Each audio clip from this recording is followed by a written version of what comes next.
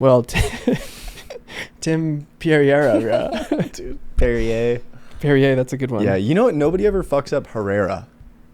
How do you spell Herrera? Like Herrera. Yeah.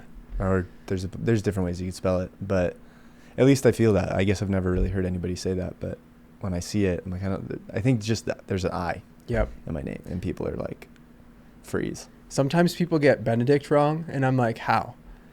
You've seen it Yeah. dozens of times on the breakfast menu next to Eggs Benedict. How do you get that wrong? Yeah. What do you hear? Some people won't even pronounce it. They'll be like, I'm not even going to try. That's a hard last name.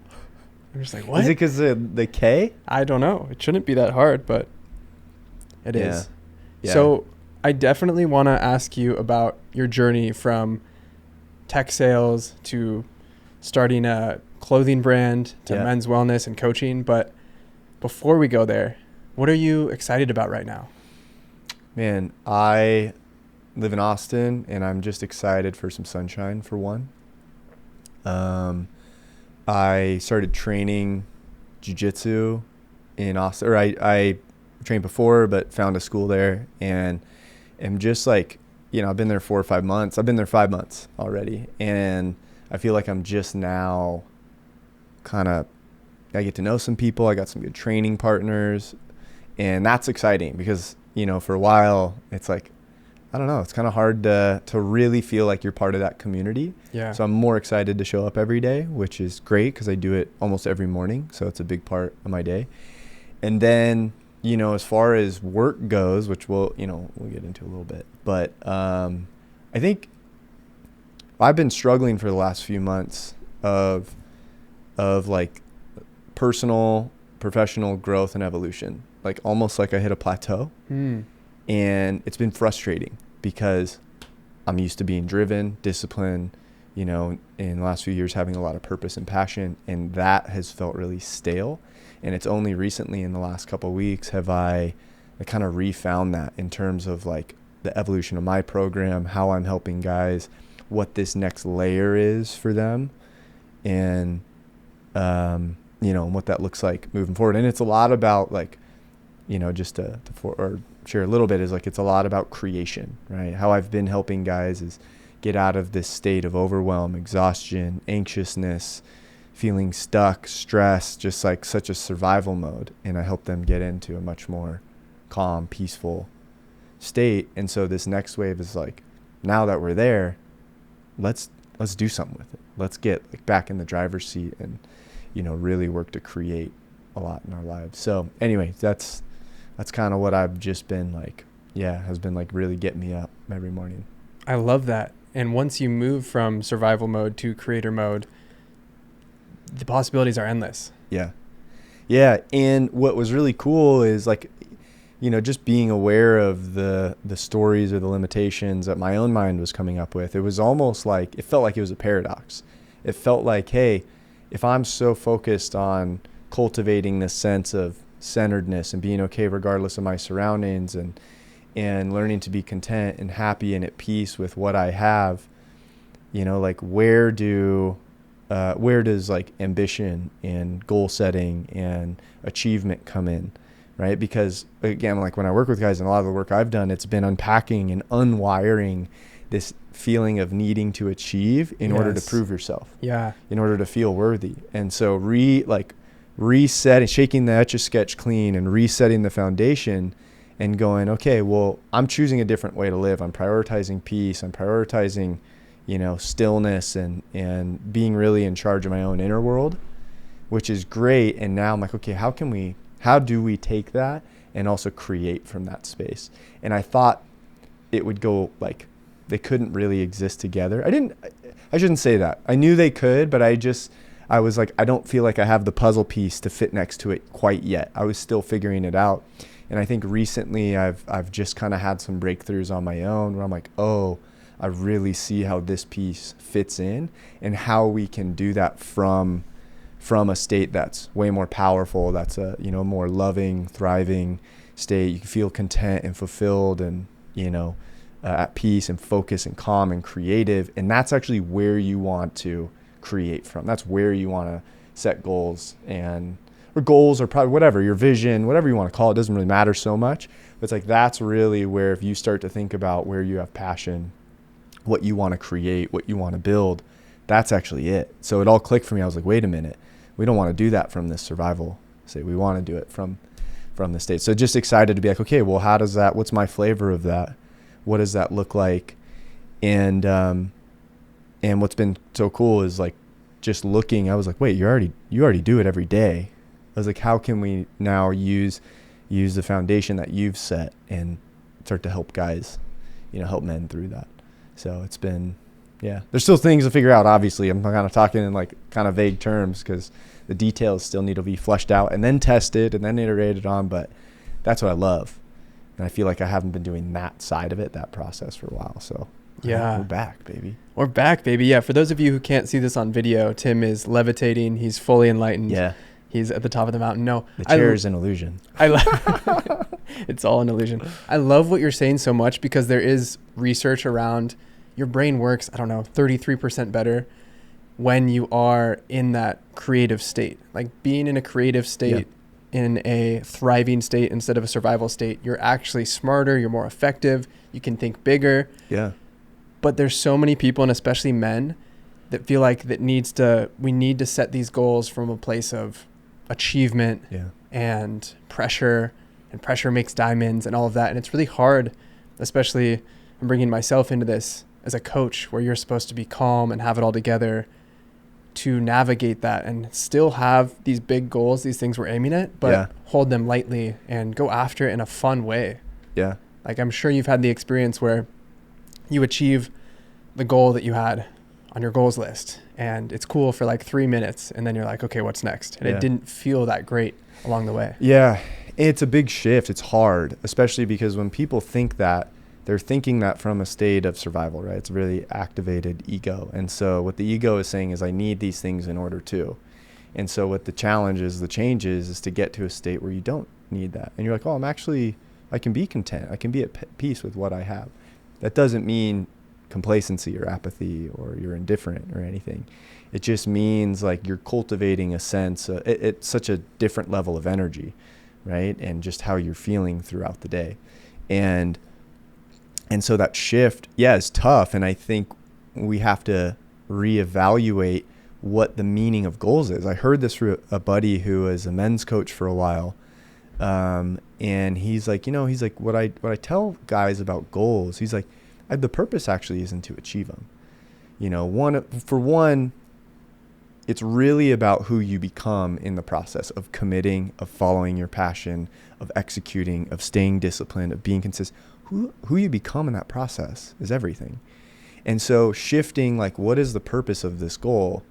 It's way more about the process. And along the way, to take the weight of the goal off of your shoulders is one of two things happens, is like when you commit to action and you commit to following your gut, your intuition, whatever lights you up, whatever, fires you up. That's why I like what you asked, like, what are you excited about right now? When you start listening to that voice, one of two things happens is you either realize what you're doing isn't working to get to your goal or your vision, what you've set, and you adjust. Simple.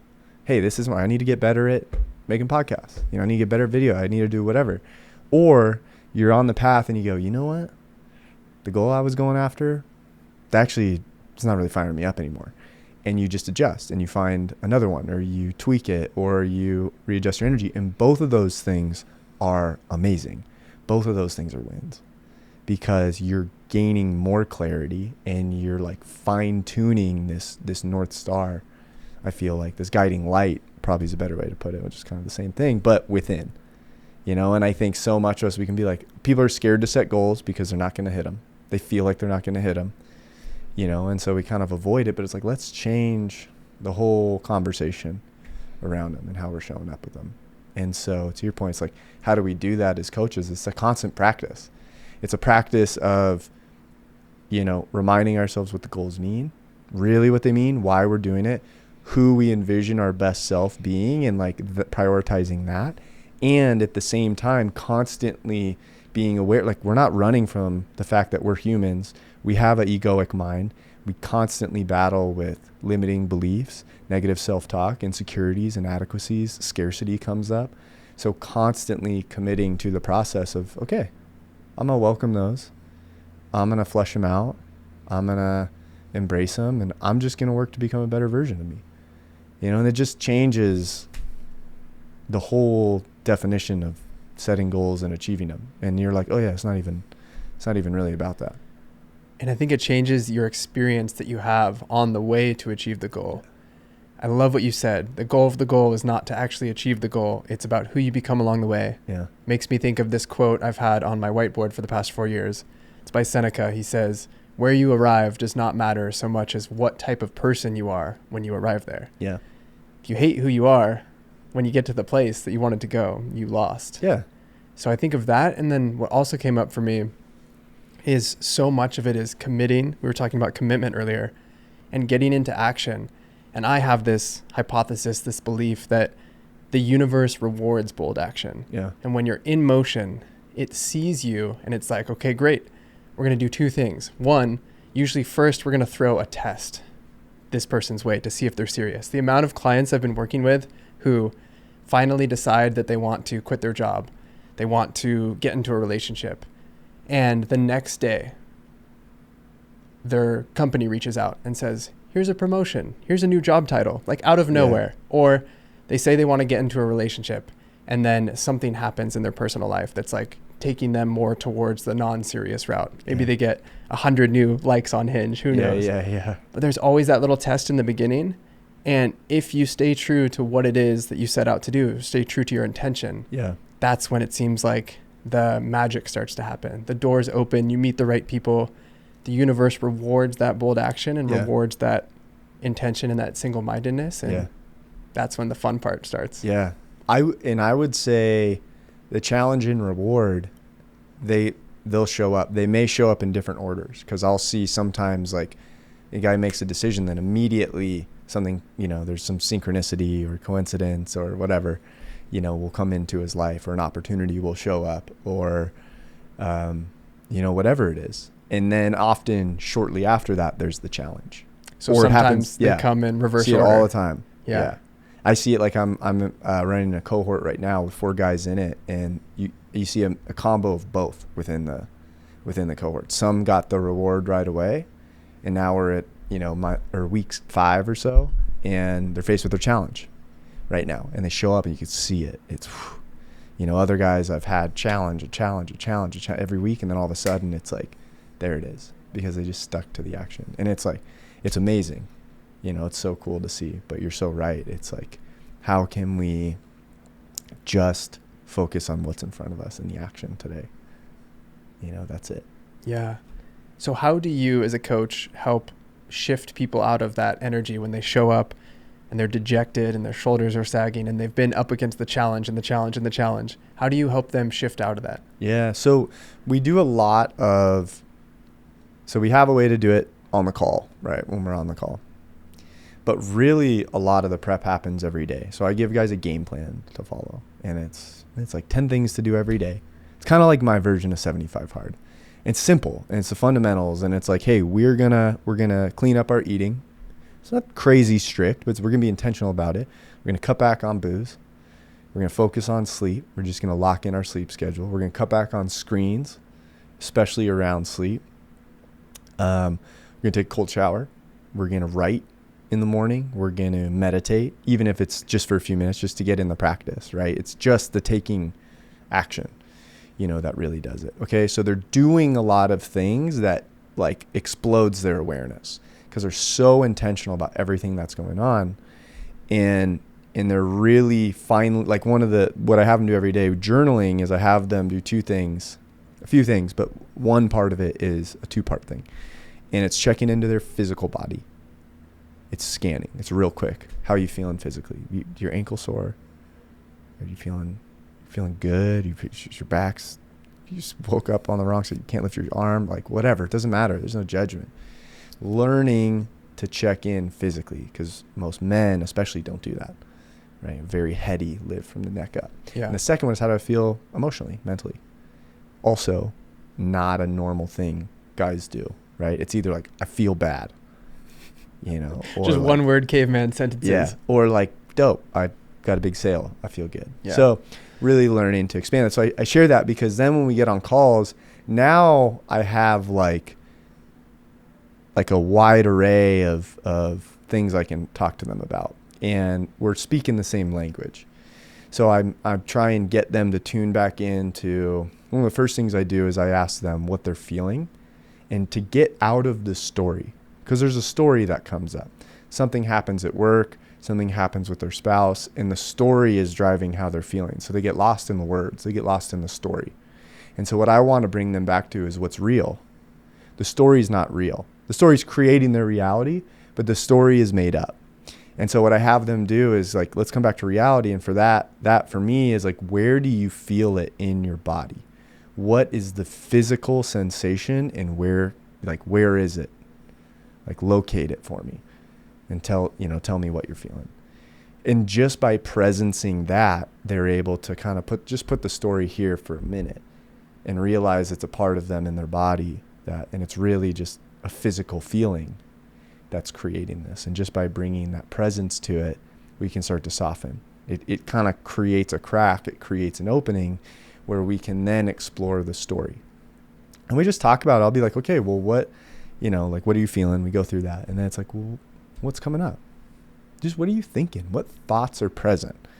Even if you may be embarrassed to share these thoughts. Usually at this point we have a little bit of rapport and, safety within the group where they just kind of share. And I try and share. I'm just trying to be an open book. I share all the crazy thoughts that I've had, all the things I've tried and done, just so they're like, oh, I'm not the only one, And so we just explore that. And I simply, listen and obviously honor like how real that experience it is. And there's a reason behind this part of them putting up their guards. That's all it is.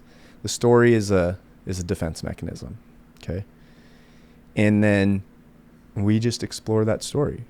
And I ask them questions to, have them think of a different way that they can look at what we're talking about, or what's causing this story that is creating this pain. And so if we can just tweak the story's upstream. So what's downstream is how we're feeling. What's downstream of that is the actions we're taking. We show up differently. So we go, we'll just talk about a different perspective, different way to look at things. I really try and get them to zoom way, way out so we can kind of see the silliness of every story, regardless of what it is. But yeah, so that's pretty much it. That's the playbook. When you said, how are you feeling and where are you feeling it? Even just those two sentences, I took a deep breath and my body just went, and I felt the shift. So it's powerful, and just bringing that up and trying to get out of the head into the body. And I love the version that you have of 75 hard, maybe 10 by Tim. Yeah. And it's good. When I think of those 10 things, I mean, if you do those 10 things consistently, your life is going to be great. Yeah. You're going to be getting good sleep, good nutrition. You're going to be feeling awake, alert, strong, centered, grounded, all of the good things. Yeah. Is it hard to get people to stick to that? Is there a lot of friction in getting into that routine? What have you found with that? Yeah, a little bit. I would say for the most part, guys can do certain things really well. It's pretty easy for them. But I think a lot of the benefit too is like, this is what I tell guys. I'm like, look, physically, if you do these things, you're going to feel better. That's how health works. I'm like, what I'm really looking at, going back to the upstream and downstream, because I hear from a lot of guys like, I know what to do, I just don't do it. And I go, yeah, because people get so fixated on taking actions. You can go on, anybody can do this list, right? Anybody can find this. You see it in a million places on the internet, because it's not about knowing what to do. It's about something much deeper. And so what I share with them is, I'm like, I'm not interested in your score, because I have them report their score every week. Mm-hmm. I don't care about the things you're crushing and that are easy. I want to know about the things when push comes to shove and you said you weren't going to drink this week, but you did 2 days in a row, and now you feel bad about it. And you're like, fuck, I got to share with the group. Oh, I did bad this week. I go, that's our trailhead. Because that to me is indicative of a deeper conversation that's going on. And the deeper conversation is what's upstream and really is what drives your behaviors, right? So also what we're learning to do is we're learning to rebuild a sense of self-belief, self-trust that, hey, when I say I'm going to do something, I'm going to do it. Even in a container, even with accountability in the group, because like we need all the help we can get when we're changing, you know? So there's a way of like learning to be disciplined. You know, people are disciplined. Everybody's disciplined in some area of their life. You know, I talk to guys like, I'm just not disciplined. I was like, do you brush your teeth every night? You show up to fucking work on time, don't you? You are disciplined. And it's like, it's just a matter of making something so important, tying something to it, not just thinking like, this is something I have to do, but really, you know, really making it. So there are some guys that, you know, there are certainly some things that are harder for some guys. You know, it may be checking social media. It may be, screens are really hard, or like I have a tough time taking the cold shower, or, you know, of course, like I mentioned, alcohol maybe, or, you know, whatever it is. And those are just opportunities, you know, and every time I have to remind them, because their mind goes like, I'm bad because I didn't do this. And so it's a constant way to reaffirm or shift how they think about things they're doing, because it's indicative of a deeper sense of my self-worth is dependent on me performing at a high level. And so all of these things are just really starting to expose that story for one. And then the whole time is like, you know, I always, you know, let guys know, I was like, you're obviously, you're not bad for not doing any of this stuff, you know, for not doing something, right? And instead of beating ourselves up, which is kind of the default for most guys, it's instead having compassion and grace and love for the part of us that feels that friction, that gets a little scared, you know, and the survival mind comes back online and knocks us off track a little bit. So there's so much opportunity in it. And I almost like look forward to when people do that. And nobody's ever got a perfect score, even in 1 week. So there's always opportunity. Challenge accepted. Yeah. It's crazy. I was thinking about this morning. Like, being human is so absurd. We are monkeys piloting a meat-covered skeleton, and we have a supercomputer in our heads that is capable of unbelievable logic and math. Yeah. And yet we find ourselves saying we want to do this thing and then not doing it and doing something stupid instead, and just stubbing our toe, so to speak, on the little things and along the way to get the things done we want to get done. And it's hard to not beat yourself up because you want to do more. You want to show up, get that perfect scorecard. Yeah. It's a unique experience being human. Yeah. You know, I start my program with lessons on the survival mind, which is the ego. But I use different language just because people associate the ego with, like, you know, puffed up chest and like, I'm the best, which sure, that's part of it. But it's really just the part of us that we have as our, you know, mechanism for survival. Okay. And so what I help guys understand is that, one, we all have this, and we all have it. And this is how it is designed, right? It is designed it's like our bodyguard. I had a guy share this and he's like, I just think about it like my security guard, right? It's a beautiful, you know, way of looking at it, because if you have an internal bodyguard, what is its job going to be, right? It's going to always be on the lookout for a potential threat, you know, something that you need to do, something you don't have. So you can think of, like, it may show up as like having insecurities, constantly worried what other people are going to think, inadequacies. I'm not enough, so I need to set these goals. I need to do more. That's really where a lot of that drive is coming from, is because people inherently feel I'm not enough. At some point we learned, like, me just being me isn't enough. I'm not lovable as I am. Maybe, and it could have been something that was so benign in the moment, you know, getting a high five or a big hug or a reward for getting a good report card. You know, maybe you performed well in a sporting event and you got shown more love from a parent or guardian. So as a kid, you start internalizing these things and say, okay, my performance matters. It matters in the sense because that's how I am recognizing I get more love. Okay. And then there's also, you know, the part that I think most people feel, which is scarcity. So I'm sure, you know, when you talk to people who think about hiring you as a coach, right? Survival mind kicks on. It's big scarcity, especially people haven't invested in themselves before. right? And it's just, you see how their focus just gets so hyper focused on, their money, and they want to hang on to it. And it's really hard for them to think, really impossibility or in an expansive way. And so I think just understanding, hey, we're dealing with the same thing. Our ingredients are different. Your details of your life and your childhood and what the stories you have are going to be different. They're not actually going to be so different. They're actually going to be pretty damn similar, but maybe the specifics are a little bit different. And that's why I love working in groups so much, because the more you talk with somebody, or like as these guys share with each other, they go, holy shit, man, we're all dealing with this. And it just kind of takes the weight off. So you go, okay, well, now we have our Darth Vader, now we have our adversary, which is just our egoic mind. And how can we learn to start to separate ourselves from that, not burying it and numbing it, which most people do with drugs, alcohol, sex, gambling, working more, which shows up in so many different ways, but instead see it just as an entity within us and embrace it as part of our total human experience. And now we can start to work with it. Now we don't feel guilt and shame and judgment when something comes up. We still do, but we can start to catch it. We can be very intentional. We can be conscious about that part of us. And it just totally changes how you live life. Now you're starting to live like with purpose and on purpose, intentionally.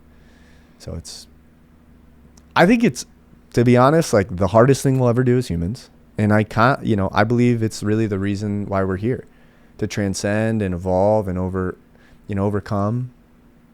May not be the very best word for it, but these parts of us that hold us back, and go tap more into our true nature of just, love, possibility, expansiveness, creation, all that.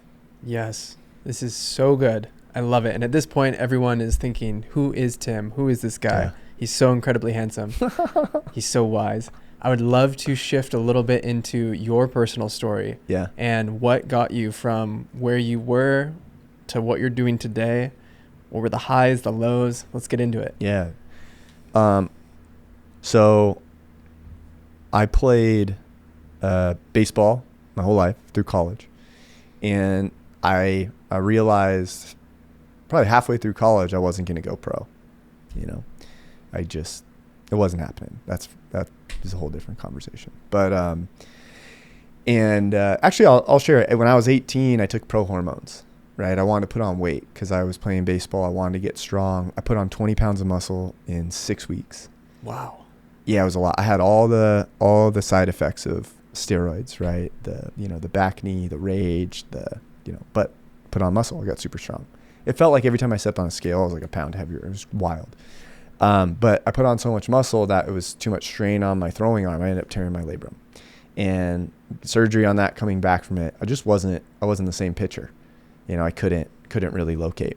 So I share that because that really influenced a lot of my choices with health and wellness in the future, because that also led to some hormone disruption. I ended up growing like breast tissue in both sides of my chest, which a few years later I ended up having to get taken out. And it was like the most painful post-surgery, appointment. And, but I learned so much from it.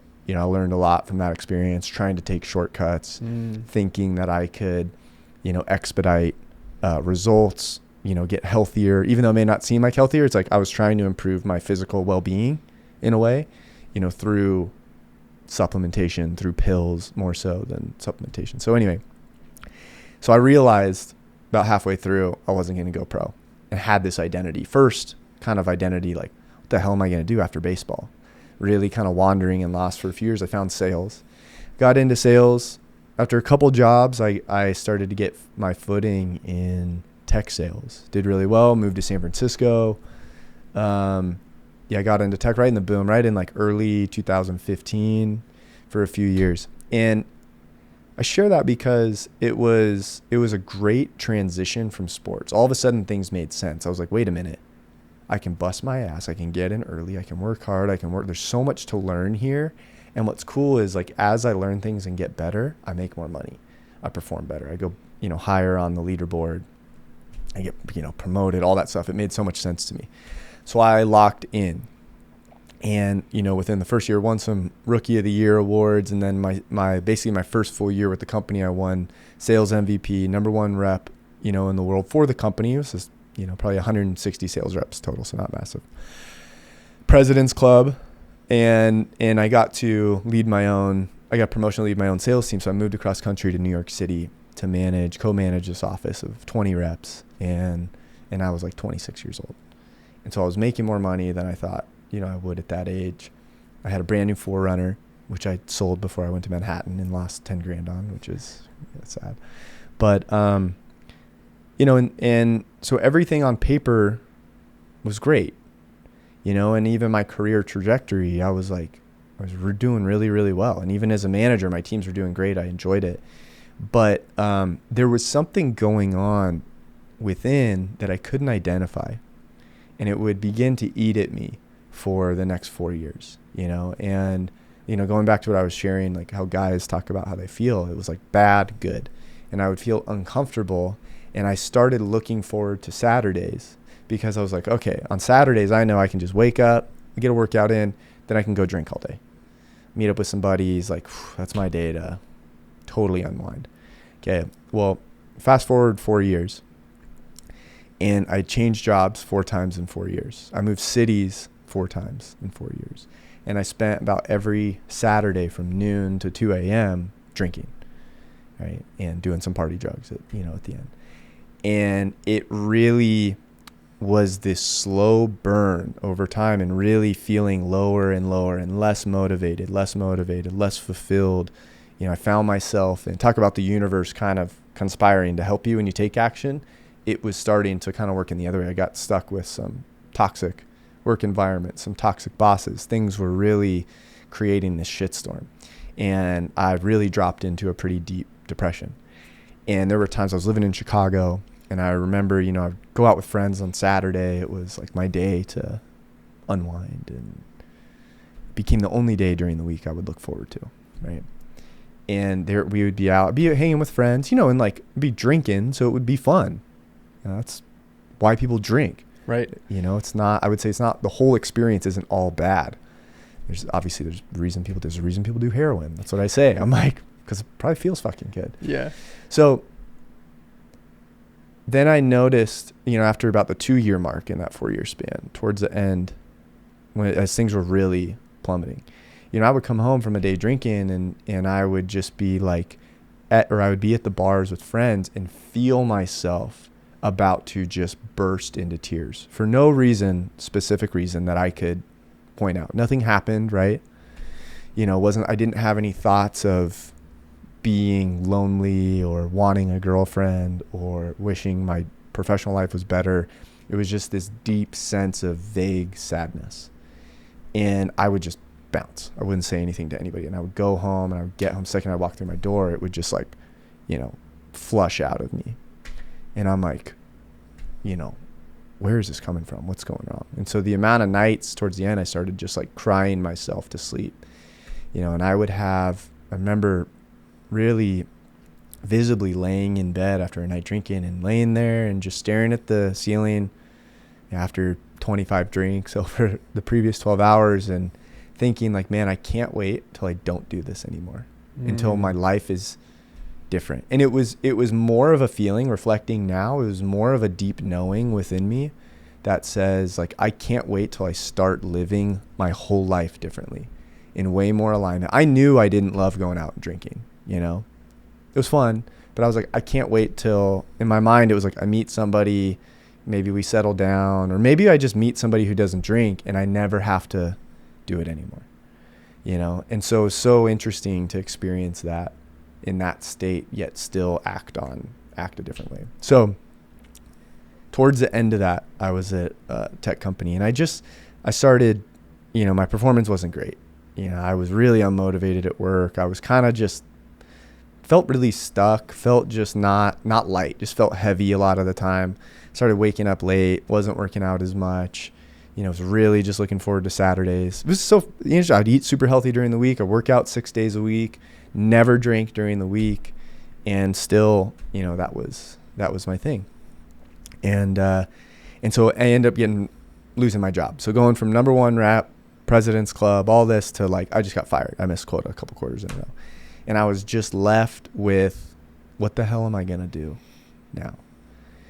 And so my mind, like I said, 4 jobs, 4 different companies in 4 years. And so part of my mind would come online and just say, hey, let's, we get another job in tech that makes a little bit more money. It's a little bit easier. Maybe you go to a better company. And I would quickly snap out of it and be like, man, that hasn't worked. We know that hasn't worked. I'm like, I got to think of something else. And for 5 years before that, I would have an idea pop in my head every once in a while about starting a clothing company. And it was, hey, I want to make a pair of workout shorts because growing up playing athletics, kind of having a weird body type where things didn't always fit, having like kind of more sensitive skin. I didn't always love every piece of fabric. It was just something I was like, that'd be really cool. Every time that thought came up, I would say, that's a dumb idea. Let's like think about creating an app or something that we could actually make money. Constantly pushing it off to the side. So my real experience, we were just talking about when you make a decision on something that you feel passionate about, when the universe rewards you, okay, or however you want to frame it, right? This has happened enough now to me where I'm not denying that this is what happens.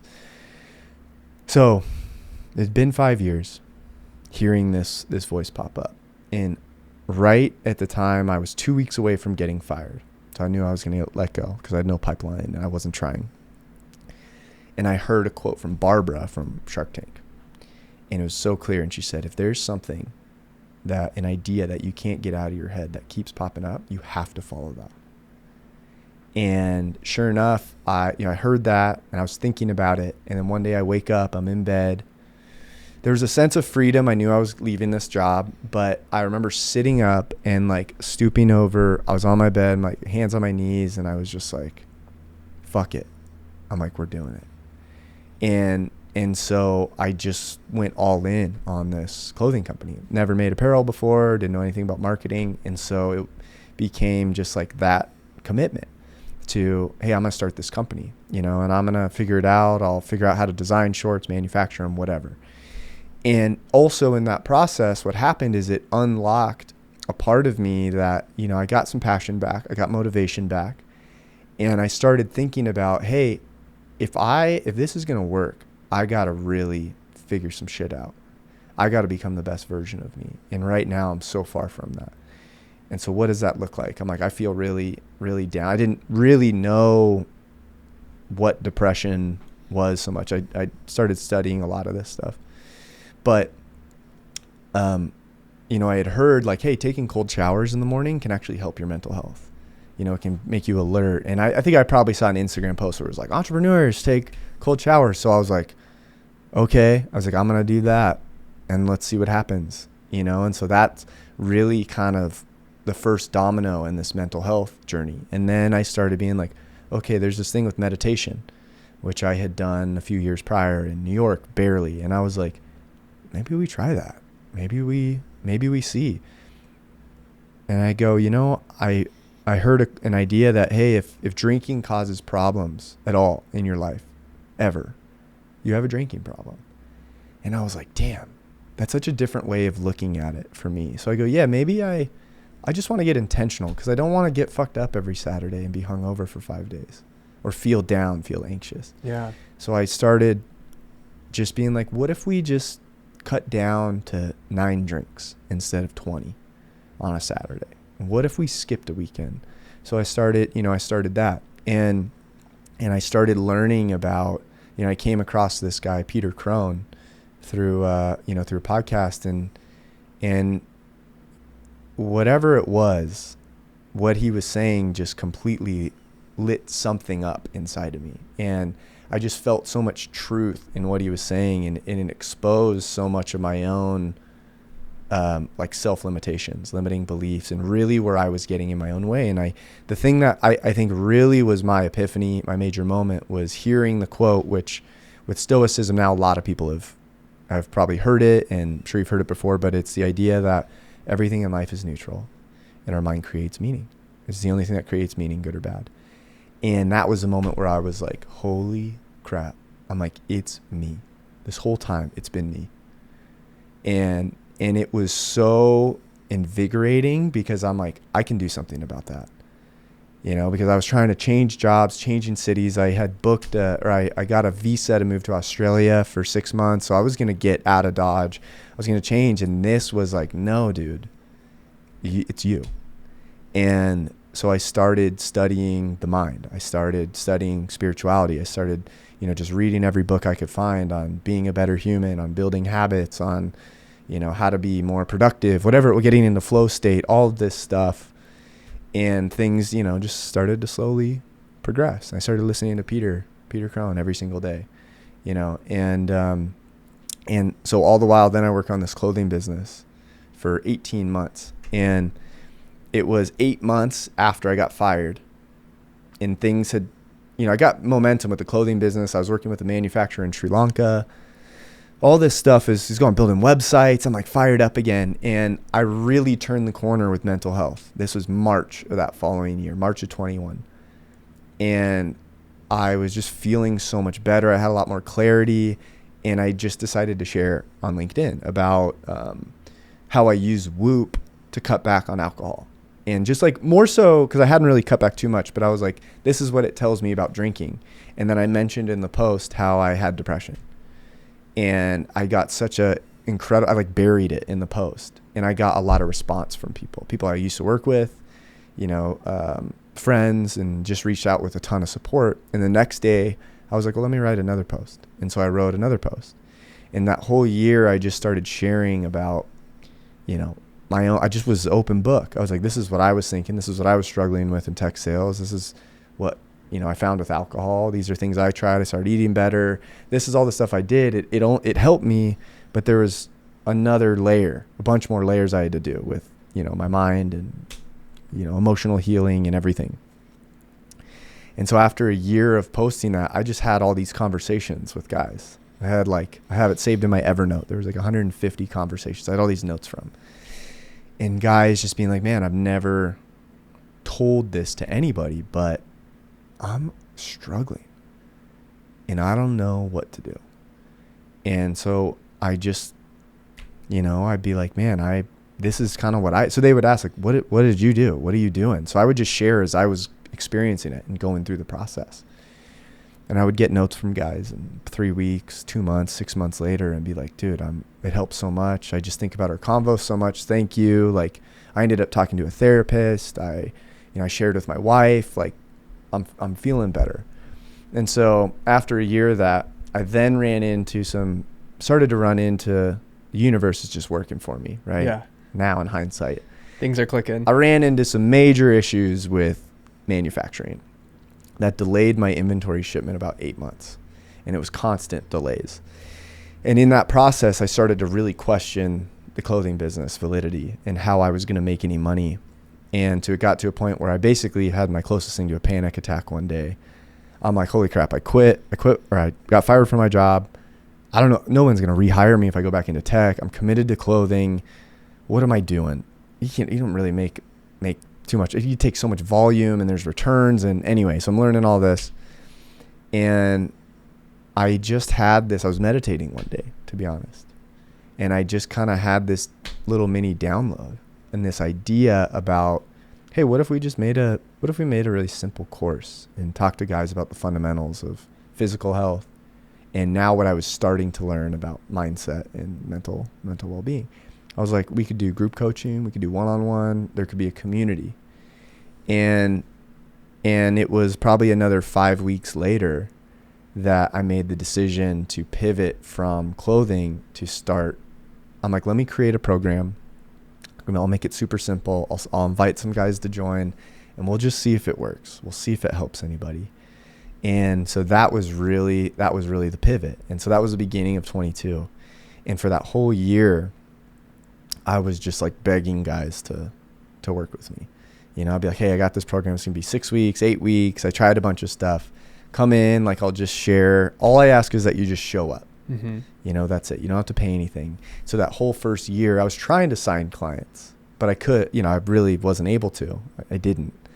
And so I was just coaching people for free in these little mini groups.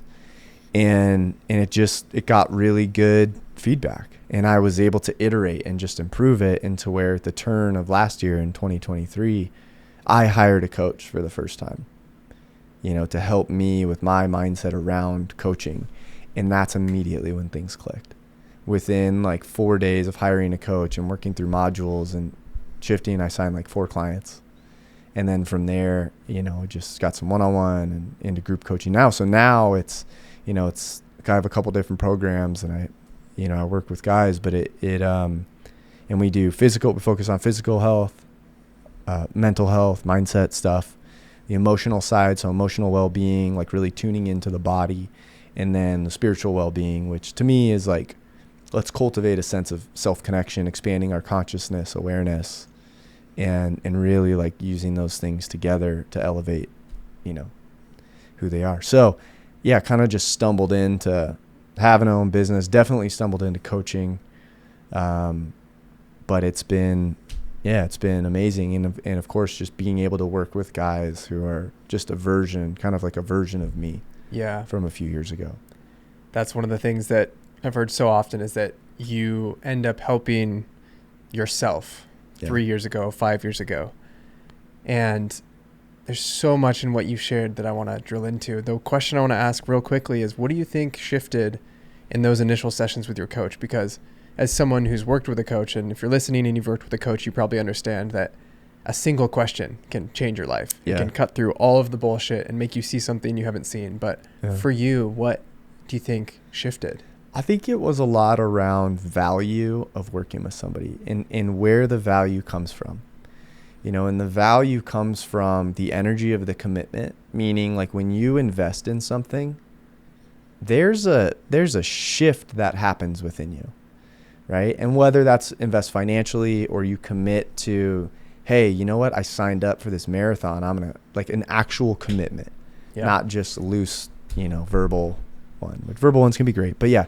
So that, and she would just really talked about, hey, like about, because of course in the beginning, I think other coaches probably resonate with this, is like kind of questioning our own ability to help people, and really trying to do too much, trying to over deliver, really like trying to control the details. And then, we do that because we don't believe that maybe we can help people change, or we're not sure, we're not confident, we don't know how to do it. And so her reframes around, like people change because of their commitment to change. She was like, when I hire a coach, she's like, I make sure damn well that I'm getting value out of that exchange, whatever it is. She's like, even if it's lesson learned about how to not run a program. And I've since really understood that, because I've hired some coaches where, that was the case. And, she's like, I show up all in, committed, and really just be the best student I can be regardless of what's going on. And that just really, I was like, yeah, that resonates with me. I was like, that's how I would show up. And so little shifts, and then also some coaching on consultations and just how to serve people and coach hard for the betterment of their well-being, and not to sign you. And so she's like, if you just show up with like, I'm going to help this person no matter what on this call today. If I truly, deeply in my gut feel like I can help them, I'm going to tell them, and recognize it's coming from a place. And this is something I've had to work on the last 2 years, constantly working on. I want to be coming from a place of service as opposed to a place of scarcity or wanting to achieve, which is going back to a deeply ingrained limiting belief, or story that I have of like, I got to achieve to prove my worth, to be worthy of love. And so that is just something that has showed up. So it's constantly, all the time. And when I'm in a good state, when I'm really present, when I'm really coaching, and when I'm like, I just want this human being, the soul in front of me, to feel great, that's when I enroll at like a 90% clip rate, on calls. When I'm coming from, man, I need some money this month, and it's just this lingering background thought, my signing rate, guys that sign up, goes to like 5%. It's crazy. It's crazy how people can tell. Like, what energy you're showing up with, the other person knows. And like you said, if you show up needing a client, needing to make the sale, whatever it is that you're selling, it doesn't go well. Versus I'm just going to show up, and if, like you said, if I think I can help you, I'm going to tell you, but maybe I don't think I can help you and this other person would be better, or you're good on your own for this stage. Like, it's crazy. And I mean, it goes back to us being monkeys. Like, we had thousands of years before we had language. Obviously, so much is nonverbal that's being communicated. Yeah. Yeah. In sales, we joke and we call it like commission breath. I love that. You know, because it's stanky. You just know, you know, and like I know something I worked on with one of my coaches, another coach for a while too, was like, I'm like, man, I feel great asking questions, helping a bit, pointing where we go. I was like, and then when it comes time to like talk about the program and invite them in if they're open to it, I was like, it just feels like I'm convincing them as opposed to like inviting them. Even subtle language like that can make a big difference. And yeah, because I'm like, I feel it. I feel the shift in me. And if I am that aware of it, I know it's absolutely showing up and they're aware of it. You know, whether they like, they're probably not aware or conscious enough to like pinpoint it, but they sense it big time. What, just real quickly, like one little tip from that, because I feel like I'm right on the precipice where some discovery calls, I'm like, that was it, like perfect. It felt so natural. And I can do it sometimes. So I'm in like conscious competence in that, but I'm not in unconscious competence where it happens all the time. Yeah. And other times it's like 45 minutes of service and coaching and it feels so good. And then it's like right turn into commission breath. Yeah. So what has helped you? I think really working on the belief that I'm sharing this with them to help them. Truly.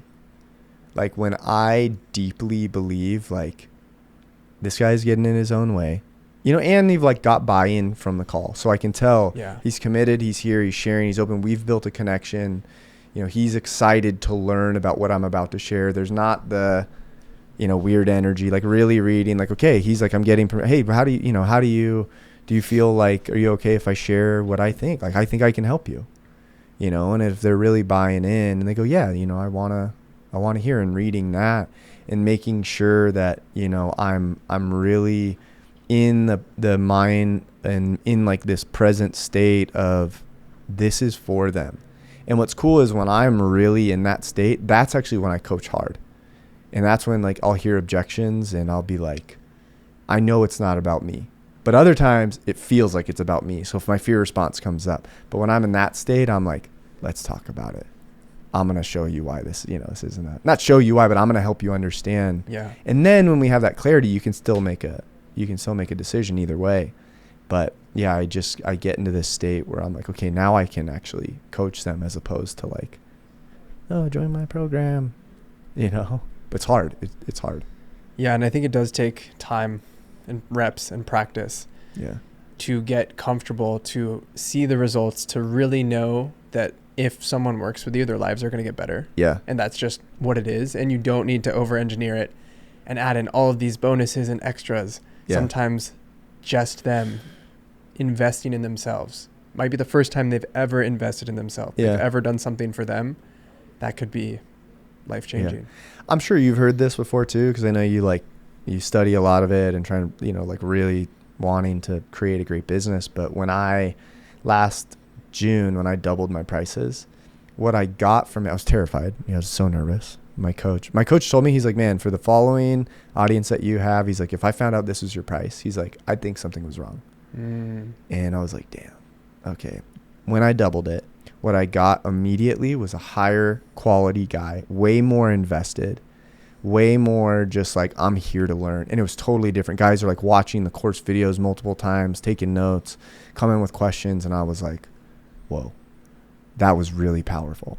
What I've also felt is like on calls, like really when guys, not that they're not a good fit in the sense like I think I can help them, but in the present state today on the call, there's an energy of people who are actually willing to commit. And I always ask people how committed you are to change. That's really important for anybody. You can want to change. Nobody needs a coach. You got to want to coach, right? And a big part of that is how committed are you? And can you be honest with yourself about it? Because it's going to take effort. It's going to take doing shit that's hard that you've never done before. And the survival mind avoids, you know, discomfort, unfamiliarity. And those are things you got to go head first into. And so really asking, how committed are you? And I think because I want to work with every guy I talk to for the most part, oftentimes I don't know if I pay enough attention and really drill in on the commitment. I think I just sometimes believe what people say. And I think, there's a way to drill into it and either get them to realize they need to be committed or get a real answer, and because like, if they aren't committed, it doesn't matter how you share your program, immediately you're going to have some kind of response to it. So. Yeah, I've definitely heard raising your prices helps moving from free intro sessions to paid. But I think that's one of those lessons that you have to learn yourself. Yeah. You have to struggle with it for a while. It's like you need to, going back to your story, and I believe this too, because when you talked about being successful on paper, but feeling empty inside, I feel like that's another one of those lessons that you have to experience for yourself. You can hear people, you hear celebrities, famous, rich people talk about it all the time, that money doesn't buy happiness, but you have to get to that point and have that oh shit moment where you realize that, no, I'm not different. Like that holds true for me as well. And just because things look good on the outside doesn't mean that they're good on the inside. Yeah. Because it's not about what's happening on the outside. And that's what's hard for people to, because there's a subtle distinction, because we have preferences. And when we prefer something, we gravitate towards it more. So people think, no, it does matter, and like, what I really help guys with is the difference between, objectively looking at something truly, like what is the actual truth in a scenario? The truth is like this car moved in front of your car. That's the objective truth. This went whoosh. The story now on top of it is that this asshole cut me off, knew me. They didn't use a blinker. They're on their phone. They're not paying attention. They don't care about my safety. I don't know. And that's just a layer. That's a story, which is then creating your reality because it's totally changing your physiology. It's changing what's going on the inside, your the chemical reactions, the releases of different hormones, neurotransmitters. Now you have this physiological response that we know as fear. There's adrenaline dump, there's, or you're stressed, right? Maybe you're just angry, right? And it's all because of a story.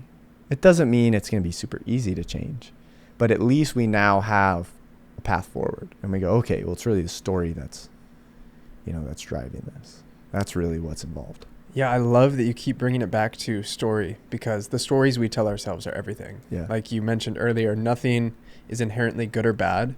We assign meaning to things. Yeah. And it's so hard to actually realize that, but I'd say it's easy to realize it. It's hard to implement it. Yeah. Like getting upset that it's not sunny out. I get same thing. We were talking about, you want some sunshine in Austin. I want some sunshine in San Diego. And if it's going to rain on a day that you were supposed to do something, you get frustrated. But why do we try and control these things that are uncontrollable and get upset when they do the natural thing?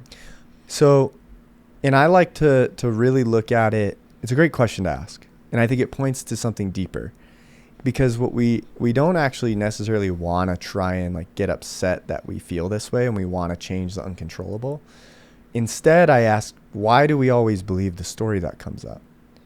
Really our opportunity is to cultivate a sense of awareness, a deep, deep awareness that's able to recognize the story.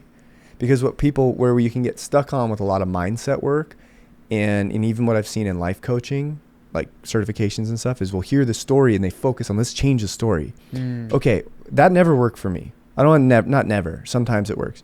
But other times I'm like, it's not resonating deeply. I'm not actually changing the groove. I'm intellectually getting it. I understand, okay, if I change my story to say, no, clouds are beautiful. Rain is lovely. Okay, I guess we're changing the story. But is that really changing anything within you? Besides you intellectually knowing that there's a different possible story, okay? And so the real opportunity to not be affected by the story is to go deeper. And that depth is your awareness. And so that's why things like meditation would really help in, witness consciousness, becoming aware of your thoughts. I am not my thoughts. I'm not my body, right? I am just the one who is aware of these. And so instead what you can do is you can go, oh, that's kind of a funny story. Yeah, recognize that. And the more, again, I think of, we were talking about earlier, when you recognize the story, you start to objectify it. And when you objectify the story, it just goes here. You create a little bit of space between you and the story. And it's in that space where you keep your center, where you keep your stillness, you keep your peace. And it's actually in that space where you can just choose a different story. You don't even have to choose a different story. You can choose to be with this story and recognize your human mind has a preference and observe that. And while you're observing from a place of stillness, you're not thrown off and allowing, I always use this thing where like their story blends with us and like, it's like a tornado. I think the movie Twister, like it whoosh, comes and takes you away. Now we're just able to be like, okay, I see it. That's kind of funny. So it's noticing and having some space between you and the story so that you can say, wow, look at that interesting story or that funny story and not get sucked into it. Yeah. Like the Twister. It's that. And it's also inquiring about where the story is coming from. You know, the weather thing is a little different, but if we talk about somebody, a friend doesn't text us back and we get angry, that's a story. What are we making that mean? What are we making that interaction of person A not picking up their phone and texting person B? Objectively, that's what happens. Everything else is a story. So what is the story we're creating about the event? Okay. And it's fucking convincing, man, because we have all this evidence and we're so wrapped up in it. So it's so convincing. I'm not saying this either that it's going to be easy. If people are listening, it's like, no, it's actually really hard. But this is the opportunity for us to find real freedom and stillness in life. And so exploring, hey, this part of me feels a certain way. Again, going back into the body. What am I feeling in the presence of this story? What do I notice in my body? What's a feeling that's present? Do I feel hurt? Do I feel angry? Do I feel let down, which isn't, maybe disappointed is probably a better feeling. There's a specific feeling there. Where do I feel it in my body? Okay. And this is really where some like deep inner work comes in, but it's like, it's honoring that part of us, because really, if you think like the story is created because of a previous experience we had, typically comes from childhood, typically comes from before the age of 7, not always. So if we start to view these parts of us that have these reactions as just the child version of us, we start to have a little bit more tenderness, start to have a little bit more patience and care if we start to treat these things as a child, just like we would care for, we don't have kids, but child or maybe a nephew, or if you're a fun uncle, a de facto uncle. And we can look at these parts and simply ask, what does this part need? What is it asking for? You can inquire into like why it's feeling this way. I feel hurt. I feel let down. People always do this to me. That's a story, right? This person always does this to me. They never text me back. It makes me feel like shit. All of it's a story. And so really getting to the root of what we believe about that interaction. Because two people can go through the same thing and have totally different interpretations of the event. Right. Exactly. Same thing. I have one story I love to share. It's like, I was living in Denver and I went to a Padres Rockies game. Nobody's in the stands except, me and like 5 other people. And I looked down to the right and the song Gasolina came on. Banger. Absolute total banger. And I'm moving in my seat. I'm not a big dancer, but there's some songs you just can't help it. And I look down and there's a family, husband, wife, and a daughter who is probably 12, 13. And, the song comes on, the dad stands up immediately and starts just like dancing in his seat. And the mom looks up and is just like laughing, smiling, having a good time. She's dancing in her seat. And the daughter was sitting in the row in front and catches them and turns around and is just mortified. Yeah. And is trying to pull, her dad down and just like so embarrassed, head down. And I'm watching it all and I'm watching the dad. I'm inspired by him dancing, by the mom having fun. I'm like, oh, I love it.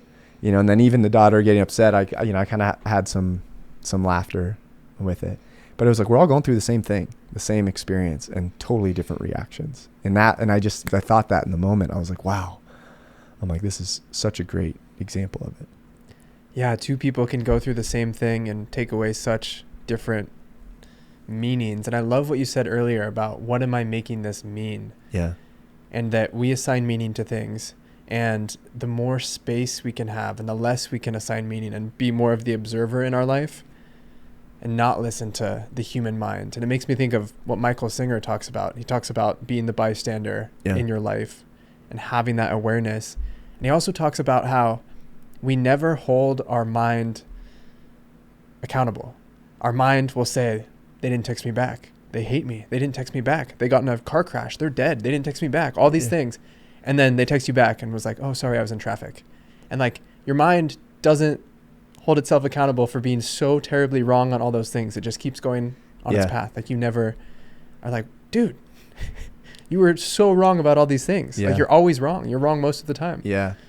Yeah. And it's like, who is that serving? Why is that? Why is that there? And that's also another good thing, great thing to ask is you just start going into inquiry with the mind is really even though it's painful and even though we can consciously have a conversation about, I don't want to think this way. I recognize that these thoughts are not serving me becoming the best version of myself. They don't make me feel good. I don't want them. Okay. So we can consciously think of that, but they still show up. We still believe them. Right. So asking the question, why do I believe this? Where is this coming from? Like in just general curiosity without judgment. Okay. Not trying to change it or anything. And asking the questions like, how is this helping me? How is this story helping me? How is it, serving me? And oftentimes it's a form of protection from getting hurt, from feeling like, hey, if my friend doesn't text me back and this part of me freaks out a little bit, gets upset with them. Well, how is that benefiting you? Because it does. It's not a trick question. It is benefiting you in some way from the perspective of the ego. It is benefiting you because it says, hey, if we get upset and we don't have to be friends with a person like this anymore. And what that does is it means we will no longer get hurt by a person like this anymore, or in a scenario like this is probably a better way to say it. And so it's really there again, when you think of it from that, so, hey, it's trying to protect me. Why is it trying to protect me? Because it's scared. And why is it scared? Okay, well, what was the first example in my life I can even think of where I had this type of reaction, where I felt like somebody took advantage of me or somebody hurt me, and that typically can go back to something in childhood. So now we're getting to, holy shit, I've been thinking this way this whole time because of something this guy did in 9th grade, texting me, and I felt, I was hurt then, and we can honor that feeling because it's very real. But is it worth hanging on to that story? And now that's influencing all of these other things that are happening years later. Yeah.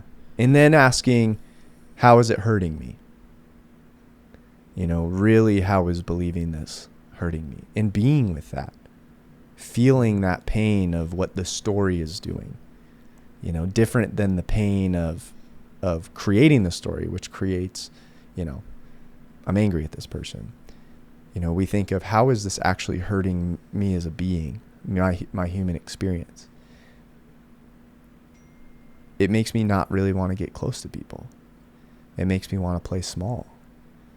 It makes me not really have a friend group because anytime somebody does something, I kind of react, push people off.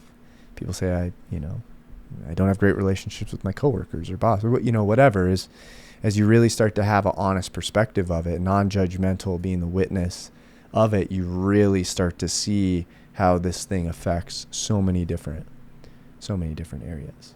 That's a really powerful question, non-judgmentally asking, how is this hurting me? Because I've heard the other side of how is this serving me, wanting to protect me, keep me safe, but I really, really like that question. And sitting with, wow, like this is affecting me in this many ways on these levels still. Am I willing to do something about it? And then you can ask, who would I be without this story? Who would I be in the absence of these thoughts? That was something I heard from Peter Crone early on. Who would I be in the absence of these beliefs? And it was just like my mind like blew open. Because what that invokes is possibility. And that invokes, I think of the term often, just it's been kind of stuck in my head for a while with like, without the story, what's left? Who's left? And you realize, holy crap, it's a blank slate. there's possibility, infinite possibility. When I think of that question, who am I without this story, without this fear, without this judgment, whatever it is, who am I? What is left? If I can just for a moment, I'm not asking, guys or myself to change it. I'm not asking to do that right now in this moment. I'm just imagine for a second who you would be without that limitation, without that belief. And it's really fucking powerful. It really inspires to actually feel what's there. And like what's there is just love and joy and peace and like drop of the shoulders, a deep breath, relaxing, So good. I feel like we could talk about this for hours, but as we begin to land the plane a little bit, where can people go? They've been listening to this. They've been hearing your wisdom bombs dropping left and right. Where can they go to learn more about you? My website, perwellness.co. In terms of, I'm on LinkedIn every day writing content and then cooking up some video stuff for YouTube and Instagram here shortly. So I'm Tim Pereira. And a podcast. Yeah, and this podcast at least, and perhaps one in the near future. Yeah, we'll get you going. So it was Per Wellness, PER wellness.com. .co. Yeah, .com was taken, I guess. Of course. It was probably like twice as much. It was probably like $30 a year instead of 12, and I'm like, I need to make the executive decision that $12. That's a burrito per year. Yep. Not worth it. No. Not worth it. Awesome. And your LinkedIn writing, I love it because you aren't telling people what to do. You're sharing what has worked for you. And I love those types of posts. I love when people write in that style because it's true. Like you can't argue that this worked for you. And it's very invitational. It's very, this is what worked for me. Check it out. Yeah. And I think with like language and like we were talking about earlier, you help somebody. My buddy Mitch Whiting, I love what he says. He's like, man, we don't have competition. I don't have competition because I'm helping a former version of me. And so he's just so giving with other coaches and people and referral because that, is such a true belief. And I think that with telling stories and telling your story in your language, describing the specific thoughts you had when you were struggling, the specific actions you took is only going to resonate with a certain subset of the audience, which is exactly what you want. Yeah. Because those are the people like you want to work with people who resonate with you so deeply, And so that's, it's been awesome to feel that. Well, I love that. And it shows. You are so generous with your time. Thank you so much for coming on the podcast today. This was awesome. Yeah, thanks, man. It's been great. Hopefully the video works. We're still recording. Yeah. We didn't run out of battery. Thanks for everything, man. Really appreciate you. Yeah, dude. Thank you, everyone listening. Thanks for tuning in with us today. As always, we love you guys.